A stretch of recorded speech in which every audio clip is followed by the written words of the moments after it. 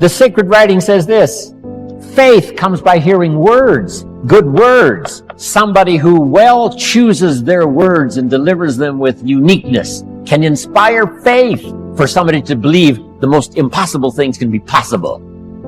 And that excitement of possibilities comes from hearing or reading unique words. One of the best phrases I could give you for the day, here it is: don't be lazy in language. Don't be lazy in language, because the gift of language can create a career. It can help somebody see the way into the future. It can help somebody change from who they are to who they would like to be. It will help you to see the gift of your own intellect. There's an innate vocabulary in all of us that helps us to see, helps us to translate what's going on in the world, what's happening, so that we can make good decisions instead of poor ones. We can make less mistakes this year than we made last year. One of the major things to pray for is to be gifted in language, because it can have such a dynamic effect on your children. It can have such a dynamic effect on your business. It can have such a dynamic effect on your customers. It can have such a dynamic effect on your business partners, that not to continually get better and better at the gift of language would be a great mistake. So jot this down. Make one of the books very important book, and that is the dictionary. Come to a word you don't understand, you look it up. Say, what is this word? Vocabulary. You need the practice.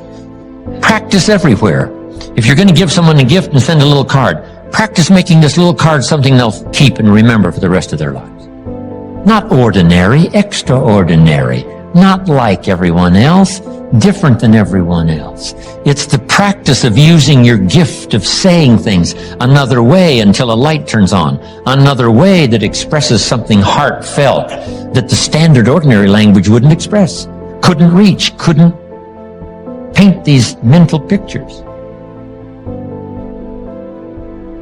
It's okay to give flowers, but don't let flowers do all your talking. Flowers have a limited vocabulary. Guess what flowers say? You remembered. That's about all they say. Flowers don't say, nobody in this world affects me like you do. Love. See, flowers talk, but they don't say that. That you got to put in the little card. Nobody in this world affects me like you do. Love. And then you sign it. And see, long after the flowers are gone, somebody's going to keep the words. The words are more powerful than the flowers. So don't let flowers do all your talking. See if you can't choose the words that are meaningful, words that are unique. And the more you do this, practicing every little occasion to say something well, every little occasion to say something well, whether it's a little talk to the family gathering, or whether it's training, or whether it's inspiring, or a little class on Sunday morning, whatever it is, keep improving, find a new way to say it, a new illustration, a new story. When you speak, your voice is your most important tool. Fortunately, you can learn to use your voice like playing a musical instrument to increase your power and persuasiveness in any conversation or speech that you give. All successful people are excellent communicators.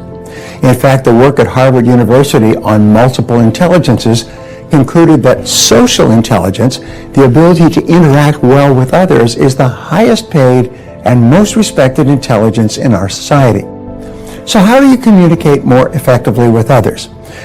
Now, the first one is a profound communication principle that comes from the book, The Four Agreements by Don Miguel Ruiz. And if you haven't read that book, I highly recommend it.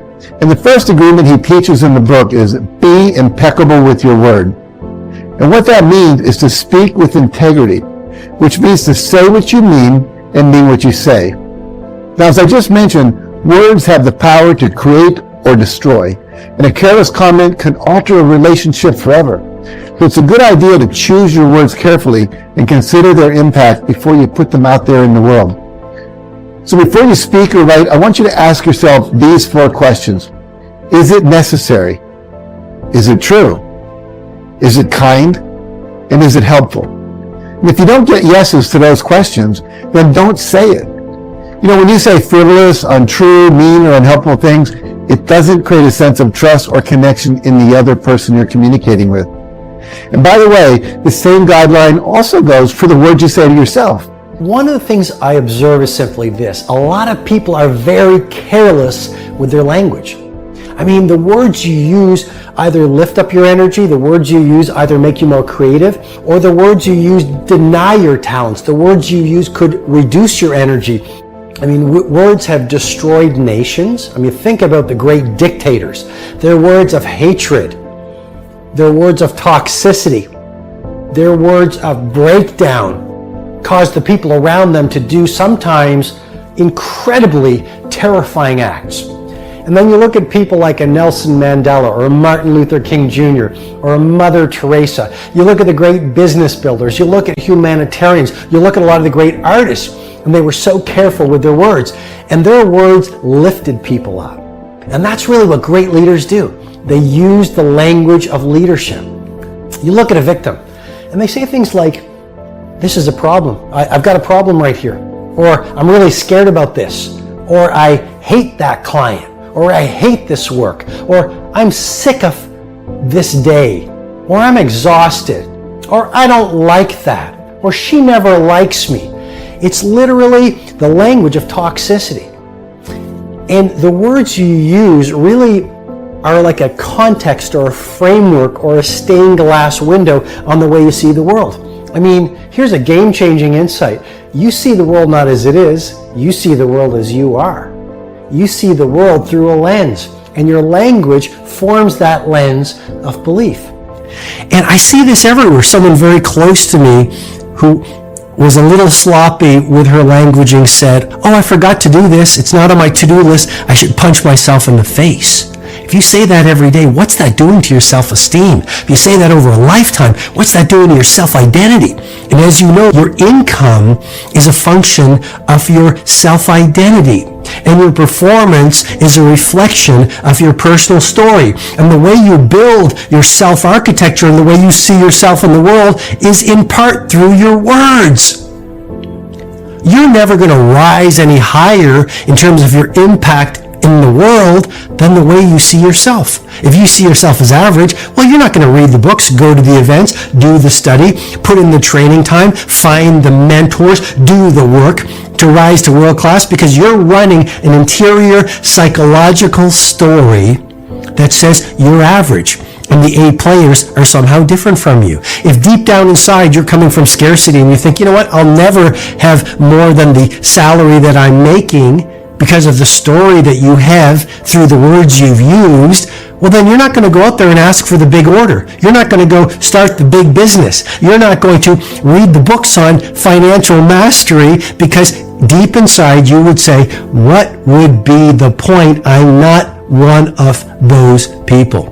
And if you want to rewire your self-identity, so you go out in the world and you're literally operating at legendary, then you absolutely must dial into this first point of what legendary leaders do in terms of the way they speak, which is get your precision of languaging right. Because like I say, the great leaders, how did they transform humanity? It was through their words. How did the great military generals get their armies to go out there on fire? It was through their words. So calibrate your languaging so your words to yourself are world class. And also the words you use to your team, to your customers, to your loved ones. So incredibly important. If you look at the 95% card-carrying members of the cult of mediocrity, they're so sloppy with their languaging. Don't be silly. I hate that customer. This job is going to make me sick. And they repeat it over and over, and then they wonder why they have an illness 10 or 15 years down the road. And this leads me to the next communication skill that's probably the most critical skill for everyone on the planet to master. And that is the skill of effective listening. Now, the undeniable truth is that so many of us are terrible listeners. We pretend we're listening, but we're really just thinking about what we're going to say next. We're rehearsing. We're so worried about getting our point across that we pay very little attention to what the other person is trying to say. And there can never be effective communication without both parties being as focused on the listening part as they are on the speaking part. Because if you aren't really listening and responding to what the other person is actually saying, ultimately all you're really doing is having a conversation with yourself. Now here's an invaluable tip. Whenever you're having an important conversation, could be with your spouse or your partner, with a child, with an employer or a customer, or someone on the other side of the political divide, let them go first. Don't interrupt them and argue with them. Let them empty themselves out first. Remember this, you can't pour water into a full glass. You have to let the water out before you can have more put in. Instead, really listen to their point of view. Be curious. How is it that they've come to feel this way, to have this point of view? What is it that they're needing you to hear? Now, this takes a commitment to really want to know what the other person is experiencing and needing.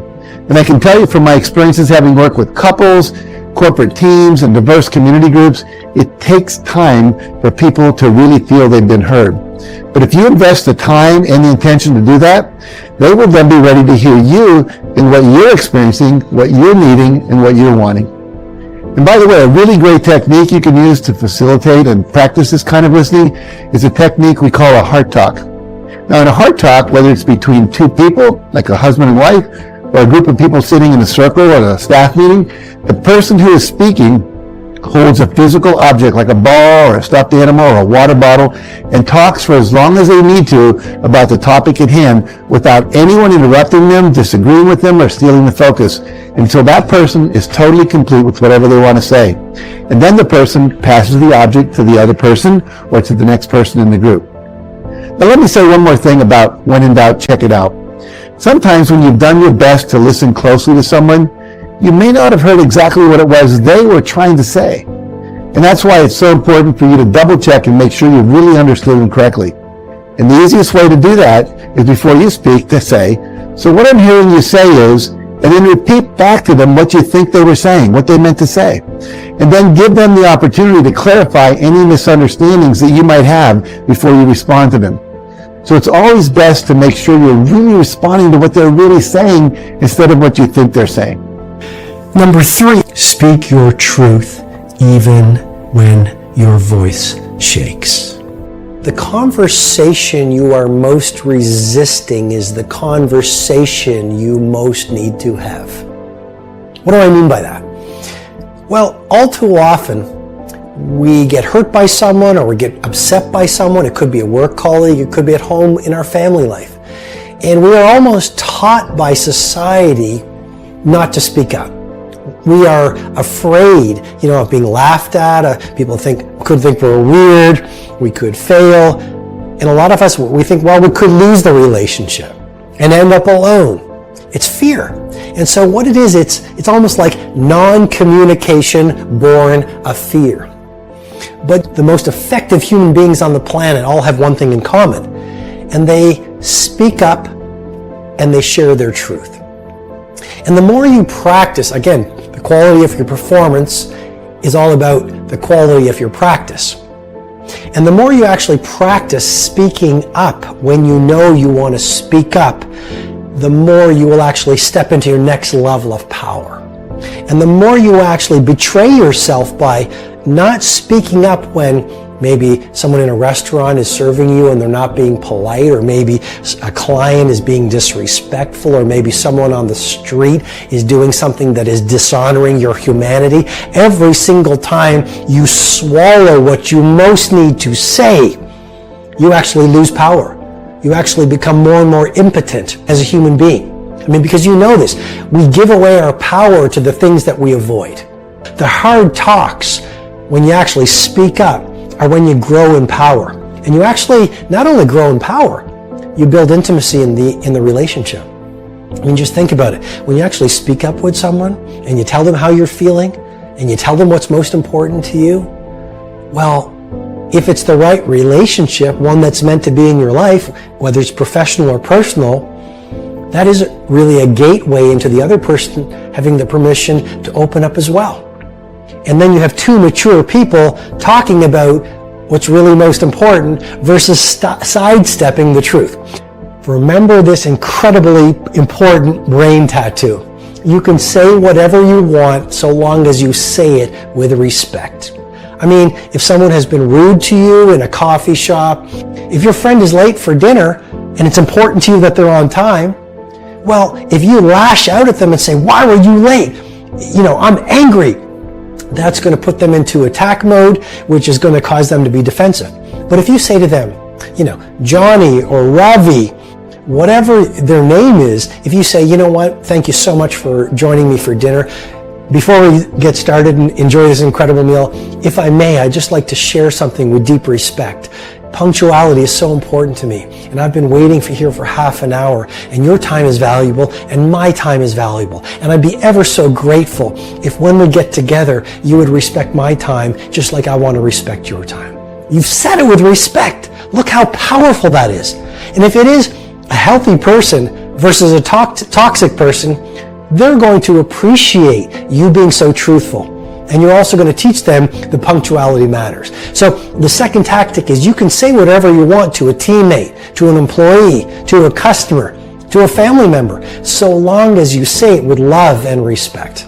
Number 4. If you want to make yourself articulate, then not only should you read, but you should write down what you think.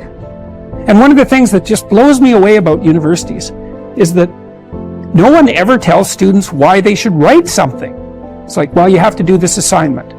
Well, why are you writing? Well, you need the grade. It's like, no, you need to learn to think. Because thinking makes you act effectively in the world. Thinking makes you win the battles you undertake. And those could be battles for good things. If you can think and speak and write, you are absolutely deadly. Nothing can get in your way. So that's why you learn to write. It's like, and I can't believe that people aren't just told that. It's like, it's the most powerful weapon you can possibly provide someone with. And I know lots of people who've been staggeringly successful and watched them throughout my life. I mean, those people, you don't want to have an argument with them. They'll just slash you into pieces. And not in a malevolent way. It's like, if you're going to make your point and they're going to make their point, you better have your points organized, because otherwise you are going to look like and be an absolute idiot. You are not going to get anywhere. Teach people to be articulate, because that's the most dangerous thing you can possibly be. If you're going to speak effectively, you have to know way more than you're talking about. To do that, you have to do a lot of reading. That's on the input side. And then on the output side, well, there's some tricks, techniques, let's say. Is like if you're speaking in front of a group, you are not delivering a talk to a group. That's not what you're doing. The talk isn't a packaged thing that you present to a group. There isn't a group. There's a bunch of individuals, and you talk to them. So when I talk to a group, I always talk to people one at a time. And that makes it easier too, because you know how to talk to a person. It's like, can you talk to 1,000 people? Well, probably not, because it's too intimidating. But there isn't 1,000 people there. There's 1,000 individuals. And so you just look at an individual and you say something, and you can tell if they're engaged. They look confused, or they look interested, or they look angry, or they look bored, and they give you feedback about how you're doing. And so one thing is to have something to say, yeah, but the next thing is pay attention to who you're talking to. And so you don't deliver a talk to an audience. That's a really bad way of thinking about it. You're actually engaged in a conversation with an audience. Even if they're not talking, they're nodding and shifting position and, looking like this, and you can pull all that in and use it to govern the level at which you're addressing the entire audience. So the last thing I would say is, well, having the aim to be a good communicator is a good start. There isn't anything that you can possibly do that makes you more competent in everything you do than to learn how to communicate. I don't care if you're going to be a carpenter. I mean, being a carpenter, by the way, is very difficult, especially if you're a good carpenter. But if you're good at communicating as a carpenter, you're like 10 times better as a carpenter. The people that I've watched in my life who've been spectacularly successful they have skills. Clearly, that's a minimum precondition. But they're also very, very good at articulating themselves. And so whenever they negotiate, they're successful. Well, that's kind of like the definition of success in life, right? You negotiate and you're successful. It doesn't mean you win. Because if you're a good negotiator, if you're a really good negotiator, everybody walks away from the negotiation thrilled. And so then people line up to do things with you. So, and that's all dependent on your ability to communicate. So, practice. There are 4 basic personality styles. The first is who we call relators. The relator is very high on people orientation and indirect. They are quiet, self-contained, not particularly expressive. They're sensitive, people-oriented, and concerned about other people's opinions. If you're communicating, this person requires slow, low-key, easygoing, friendly, almost warm and fuzzy. So if you're dealing with relators, you have to go slow and you have to be patient. You can't be pushy because they like time to make decisions and they need time to talk to other people. Their greatest concern in life is, let's get along, let's all be friends. Relators tend to gravitate toward fields where relators are most effective. So you find relators in fields like nursing, social services, counselors, where they relate to other people. Now the next type of person is the analyzer. Now the analyzer is indirect and self-contained, but very task-oriented. This is the kind of person who's not so much concerned about people, but more concerned about doing the job and are more inward-directed. This type of person at the extreme can be an uncommunicative bureaucrat, very meticulous and picky about every detail. Their primary concern is, let's be accurate. They only feel comfortable when the numbers and the details are correct. Now, where do you think they'll gravitate to in terms of work? Well, they'll gravitate toward accounting, computers, engineering, bookkeeping, computer programming. When you're dealing with an analyzer, concentrate on giving them lots of detail because this is what makes them comfortable with a decision. Now the third type of person is what we call the director. The director, these people are bottom line oriented, impatient. They make quick decisions and they don't need a lot of detail. They're most concerned with let's get results, get to the bottom line, cut to the chase. The fourth type of personality is what we call the socializer, and sometimes they're called expressive. They like to express themselves a lot. The socializer is outgoing, direct, voluble, and very people-oriented. This person's primary motivation is achievement, and achievement with and through other people. They like to talk about achievement. What are you doing? How did you do it? How did it work? Let me tell you what I did and how it worked for me. Many times they become managers or executives because they have highly integrated personalities. They're very concerned about results, but they're also concerned about people. Now, everybody you meet is in one of these 4 quadrants or groups. The mistake that most people make is that they treat everyone else as if they were just the same as they were. However, no matter which style of communicator you are, 3/4 of the people you meet are something else. Now, there's no right or wrong, better or worse style. These are almost born into people. You can see them in children from an early age. However, your job in asking questions and listening to people is to find out which style they are and then to practice personality flexibility so that you can get along with a greater number of different types of people.